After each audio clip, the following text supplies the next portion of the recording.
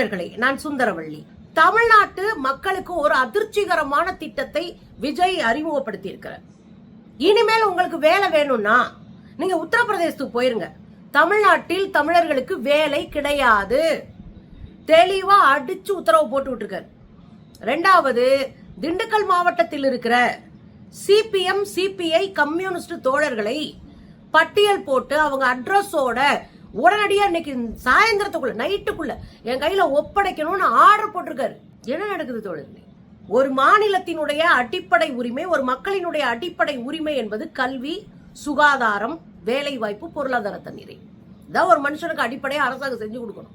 இந்த விஷயங்களுக்காக தான் நம்ம பல ஆண்டுகளா போராடி போராடி ஒரு இடத்துக்கு வந்து நிக்கிறோம்.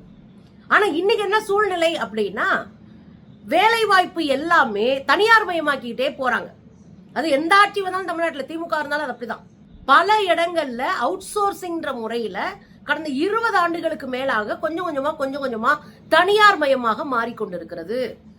அதுல டெண்டர் கொடுப்பாங்க, டெண்டர் அறிவிப்பாங்க, அதுல யார் வேணாலும் கலந்துக்கலாம், அதுல யாருக்காவது ஒருத்தருக்கு அந்த டெண்டர் கிடைக்கும். அப்படி அவுட் சோர்சிங் முறையில டெண்டர் எதுக்காக விடுறாங்கன்னா, இந்த போக்குவரத்து துறையில தமிழ்நாடு அரசு போக்குவரத்து துறையில கண்டக்டரா வர்றதுக்கு டெண்டர் விட்டுருக்காங்க. ஒரு 2000 பேர் குறைஞ்சது தேர்வு செய்யறதுக்கு ஒரு தனியார் அமைப்புக்கு டெண்டர் கொடுக்கறாங்க. அந்த தனியார் அமைப்பு எங்க இருக்கு அப்படின்னா, உத்தரப்பிரதேசத்துல இருக்கிற SS என்டர்பிரைசஸ் என்கிற ஒரு நிறுவனம். எங்க தமிழ்நாட்டில் வேலை கொடுக்கறதுக்கு, தொழிலாளர்களை தேர்வு செய்வதற்கு முதல்ல SS என்டர்பிரைசஸ் என்கிற உத்தரப்பிரதேச கம்பெனி வருது. இது என்ன மாதிரியான வேலை நடந்துகிட்டு இருக்கு தமிழ்நாட்டில்? உத்தரப்பிரதேசக்காரங்கிட்ட நம்ம ஆளுங்க கையை கட்டி நின்று வேலை கேட்கிற ஒரு இடத்துக்கு தள்ளி விட்டுருக்கு விஜய் அரசு. நேற்று பூரம் பாத்தீங்கன்னா போலி வீடியோ. என்ன போலி வீடியோ? இந்த டெண்டரை கொடுத்ததே திமுக ஆட்சி தான் அப்படின்னு ஒரு பொய் பரப்புரையை பரப்பிட்டு இருக்காங்க. இந்த SS என்டர்பிரைசஸ்க்கு டெண்டர் கொடுத்தது திமுக ஆட்சி என்று பொய் பரப்புரையை பரப்புறாங்க. இதுல என்ன தெரியுங்களா? அவுட் சோர்சிங்க்கு டெண்டர் விட்டது திமுக ஆட்சியில டெண்டர் விட்டாங்க, இவங்களும் டெண்டர் விட்டுருக்காங்க. திமுக ஆட்சியில டெண்டர் விட்டாங்கன்னா அங்க வர்றவங்கல்ல யார் நமக்கானவர்கள் அப்படின்னு செலக்ட் பண்ற அதிகாரம் அரசுக்கானது. அப்படி அவங்க எதை செலக்ட் பண்றாங்கன்னா, சால்ட் வாட் அப்படின்ற ஒரு நிறுவனத்தை செலக்ட் பண்றாங்க. இந்த சால்ட் வாட் நிறுவனம் தான் அவுட் சோர்சிங்ல 200 பேரை தேர்வு செய்யறதுக்கு நிறுவப்பட்ட நிறுவனம். இன்னைக்கு என்ன ஆகி போயிருக்குன்னா, அந்த எல்லாத்தையும் சால்ட் வாட்டை கேன்சல் பண்ணல.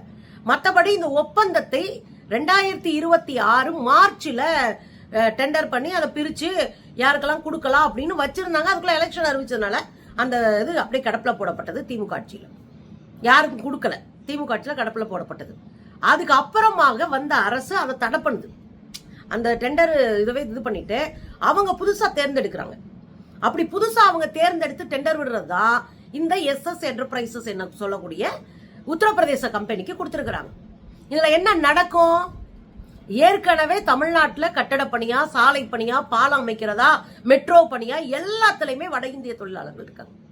இது வரக்கூடாதுன்னு சொல்லல, இது அரசு பணி. நாளைக்கு இதை ஒரு அரசு பணியா மாத்துறதுக்கு வாய்ப்பாவது நமக்கு இருக்குன்னு நம்புவோம். முன்னாடி ஒப்பந்த தொழிலாளர்களா உள்ள போவாங்க. ஒப்பந்த தொழிலாளர்கள் போனவங்க கொஞ்ச நாள் வேலை பார்த்துட்டு அரசு பணிக்குள்ள போவாங்க. இது ஒரு நம்பிக்கையாவது இருக்கும். இந்த அவுட் சோர்சிங் முறையில அந்த நம்பிக்கையே இருக்காது. ஒரு தனியார்கிட்ட போய் வேலைக்கு செஞ்சோம்னா அவன் கொடுக்கறதா சம்பளம், அவன் கொடுக்கறதா லீவு, அவன் கொடுக்கறதா வேலை. இப்படியான ஒரு சூழலுக்குள்ள தமிழ்நாட்டினுடைய போக்குவரத்து துறை சிக்க போகுது. இப்ப உத்தரப்பிரதேச கம்பெனிக்காரன் யாருக்கு அதிக வாய்ப்பு கொடுப்பான்? அவன் ஊர்ல கொஞ்சோண்டு சம்பளத்துக்கு வேலை பார்க்க தயாரா இருக்கிற ஆளுகளை மொத்தமா கட்டிட்டு இங்க விட்டுருவான். தமிழ்நாட்டில் இருக்கிற போக்குவரத்து கழகத்துல கியா ஹே அப்படின்ட்டு உத்தரப்பிரதேசக்காரன் பேச போறான். தமிழ்நாடுகளுக்கு ஏற்கனவே வேலை இல்லை. இதெல்லாம் அரசு துறைக்குள்ள எப்படியாவது உள்ள போயிட மாட்டோமான்னு அதுக்கான பயிற்சி எடுத்து அதுக்கான படிப்பை படிச்சு முடிச்சுட்டு உள்ள தெரியுவாங்க. அவங்க எல்லாம் இன்னைக்கு வேலை இல்லாம வெளியே நிக்கிறாங்க. முதல்ல இந்த அவுட் சோர்சிங் முறையே தப்பானது. திமுக, அதிமுக, இங்க இன்னைக்கு வந்திருக்க தாவேக்கா, எந்த ஆட்சியா இருந்தாலும் அவுட் சோர்சிங் முறை தப்பானது. 2 கோடி பேர் வேலை பார்த்துட்டு இருக்கிற ஒரு நிறுவனம் அது, ஒரு அரசு துறை. அதுல இப்ப 2000 பேருக்கு நீங்க அவுட் சோர்சிங்னா அது என்ன மாதிரியான நியாயம்? 20,000 பேருக்கு இன்னும் நீங்க வேலை கொடுக்கணும். 20,000 பேருக்கு நீங்க வேலை கொடுக்கணும்னா முதல்ல அவங்க ஒப்பந்த பணியாளர்களை அரசை நேரடியா நியமிக்கணும். ஒரு குறிப்பிட்ட காலத்துக்கு பின்னாடி அவங்க பெர்மனன்ட் பண்ணணும். இதுதான் அவங்களுடைய பணியை, வாழ்வாதாரத்தை பாதுகாக்கும். எங்கேயோ SS என்டர்பிரைசஸ் சொல்லிட்டு வடகிழக்கு நீங்க கொடுத்தீங்கன்னா வட இந்தியர்களுக்கு வேலை வைப்பாங்க, எங்க விட்டாளுங்க வேலை இல்லாம திரிவாங்க. இது என்ன மாதிரியானது? முதல்ல அவுட் சோர்சிங்க கட் பண்ணணும் அரசுகள். ரெண்டாவது, அரசு துறைக்கு அரசு நேரடியாக இது அவங்களை நியமிக்கணும். இந்த சால்ட் வாட்டு போன ஆட்சியில் வந்து அவங்கள தூக்குங்கணும். இந்த SS என்டர்பிரைசஸ் நிறுத்தணும்.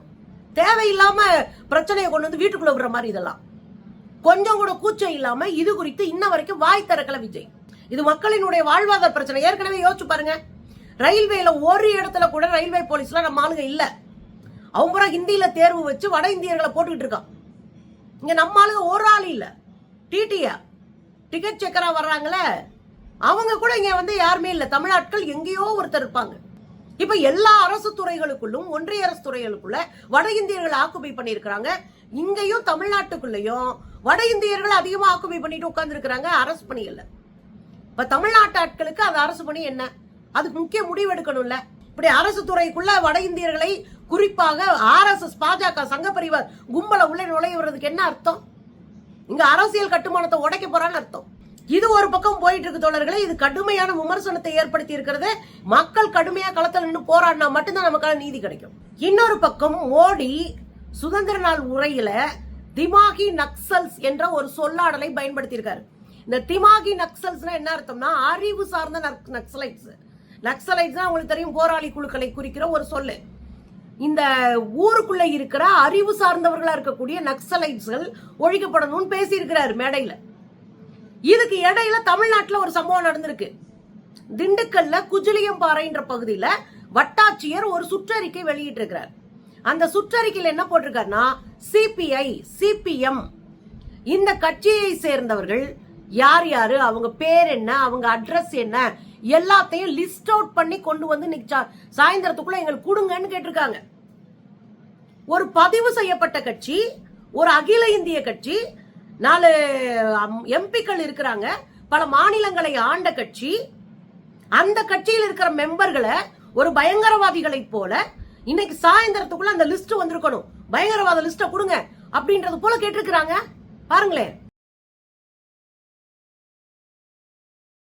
இது என்ன கொடுமைங்க இது. தமிழ்நாட்டுல குறைஞ்சபட்சம் அரசியல் தெளிவில்லாத கும்பல் கிட்ட ஒரு நாடு சிக்குச்சுன்னா கோமாளிகளின் கூடாரமாக மாறும். அதுதான் இந்த சட்டமன்றம். இங்க தமிழ்நாட்டுக்குள்ள அதிகாரிகள் தலையெடுத்து ஆட ஆரம்பிச்சிருக்காங்களா, இல்ல விஜயனுடைய மறைமுக உத்தரவுல இது நடக்குதா? ஏதோ பயங்கரவாதிகளை பிடிக்க போற மாதிரியோ இன்னைக்கு சாயந்தரத்துக்குள்ள தோழர்களுடைய அத்தனை அட்ரஸும் அவங்களுடைய செல்போனு அவங்க பேர் வாரியாக இது பண்ணணும். அங்க இருக்கிற தலையாரி அதுக்கு உதவணும். ஒவ்வொரு ஊருக்கு ஒரு தலையாரி இருப்பார்ல, அவருக்கு ஓரளவுக்கு ஊருக்காரங்களை தெரியும். அதுவும் கம்யூனிஸ்டுகள் தெருவில் நின்று போராடுவாங்க, அதனால எல்லாருக்கும் தெரியும். அப்ப அவங்களுடைய பேரு, அவங்க அட்ரஸ் இதெல்லாம் கேட்கறதுக்கு பின்னாடியே இருக்கிற அரசியல் என்ன? விஜயனுடைய ஆட்சிக்குள்ள பாஜக பக்காவா ஊடுருவி வேலை பார்க்குதா? இதெல்லாம் பாஜகவினுடைய அஜெண்டாங்க. பாஜக ஊடுருவி கம்யூனிஸ்டுகளை வேட்டையாடுவதற்காக நீங்க இது மாதிரியான சுற்றறிக்கை வெளியிட்டு இருக்கீங்களா? இந்த அரசு கையாலாகாத அரசா? குறைந்தபட்சம் தனக்கு ஆதரவு கொடுத்து வெளியில இருந்து உங்க ஆட்சியை காப்பாற்றி வச்சிருக்கிற கம்யூனிஸ்டுகளை ஒரு பயங்கரவாதிகளை போல நீங்க எப்படி பட்டியல சேர்க்க முடியும்? இது அரசியல் சாசன சட்டத்திற்கு எதிரானது இல்லையா? மக்களுக்காக களமாடக்கூடிய தோழர்களுடைய பட்டியலை வாங்கி என்ன பண்ண போறீங்க? உங்க திட்டம் என்ன? எந்த அரசியல் தெளிவும் இல்லாத, கொள்கை சித்தாந்த பிடிப்போ புரிதலோ இல்லாத ஒரு கும்பல் கையில கொடுத்தா யார் வேணாலும் ஆட்சி நடத்திட்டு போவாங்க. ஒரு பக்கம் வட்டாட்சியர் கூட ஆட்சி நடத்துவாரு, இன்னொரு பக்கம் RSS சங்க பரிவார் கும்பல் உள்ள வந்து ஆட்சி நடத்திட்டு இருக்கு. விஜய் டம்மியா உட்கார்ந்து இருக்க, கேவலமா இருக்கு. தமிழ்நாட்டுக்குள்ள ஒரு பக்கம் தமிழ்நாட்டு மக்களினுடைய இளைஞர்களுடைய வேலை வாய்ப்பு உரிமை பறிக்கப்பட்டு இருக்கு, பாதுகாப்பற்ற சூழல் உருவாக்கப்பட்டு இருக்கு. இன்னொரு பக்கம் அவங்களுக்காக போராடக்கூடிய தோழர்களினுடைய அட்ரஸையும் கேட்டு அவங்களை ஒடுக்குவதற்கான சைலண்டான திட்டம் போயிட்டு இருக்கு. இது எங்க போய் நிக்க போகுது? மக்களுக்காக போராடுற ஒருத்தவங்களை ஒடுக்கிறதுக்கு வேலை பார்க்குது ஒரு அரசுனா நம்ம வேடிக்கை பார்க்கணுமா? யோசிங்க தோழர்களே.